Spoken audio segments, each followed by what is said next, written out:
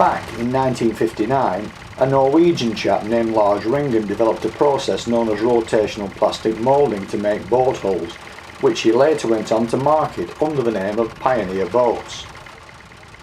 50 years on, and Pioneer boats are still being made, though the process has moved forward somewhat since those early days of single skin mouldings with metal reinforcing straps.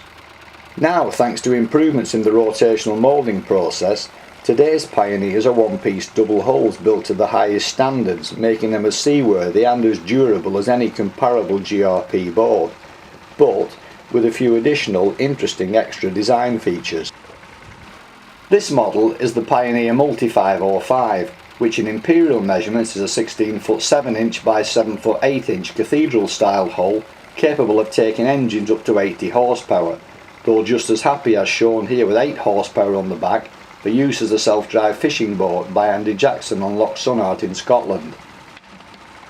Having a cathedral shape gives it great stability and potentially plenty of pace when fitted with outboards at the bigger end of the range. This particular one is fitted with a 60 horsepower engine and is capable of 22 knots when fully laden to transport supplies over to the nearby island of Carna. Plastic probably isn't the most obvious choice for a boat building material. Nonetheless, it does have quite a lot going for it. It's hard wearing, robust and repairable when using a plastic welding kit. It's also recyclable. But arguably, the most striking and important feature of the Multi 505 is its drop-down bow door.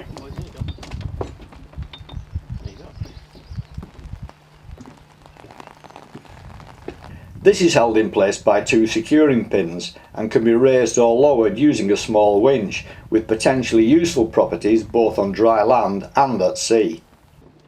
When the door is down, it can act as a ramp for wheelchair access, particularly when used in conjunction with this wheelchair-friendly trailer, designed and built by Andy Jackson himself. Walking access is also useful for loading heavy freight, when in use as a workboat. They've got two sets of batteries. That's off. And that's the reserve battery. Bilge pumps, manual, automatic. Instrument switch, navigation switch, anchor light switch, and spotlight. DSC marine VHF radio with an automatic distress button. The mics. Engine control with lift of the engine. Fast idle. Choke on there. Dead man's handle. Straightforward, it's obviously on the trailer at the minute so you can't see the bottom, but straightforward sonar. You can combine the two. Information on the information page, select tides, silent, and now you've got the tidal curves for the day, and the time today and the height of the tide today. We're about 3/4 of the way down the ebb tide. Solar speed life raft for 6 persons, held in a cradle. To release it, straightforward release, and you just throw the whole raft into the sea. You also have a depth release. I just had it depth release, so the whole lot just goes into the sea.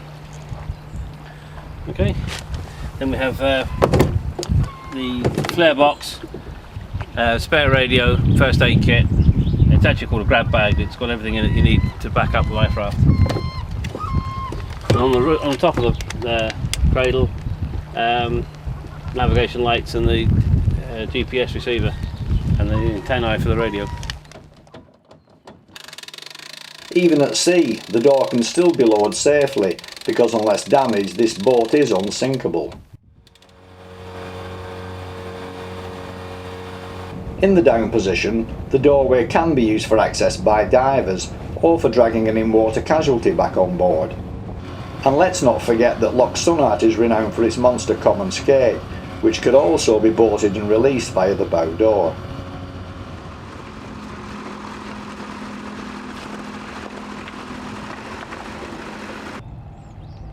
In Norway, Pioneer boats are manufactured under the close supervision of Det Norsk Veritas, giving them full compliance with the CE Recreational Craft Directive regulations.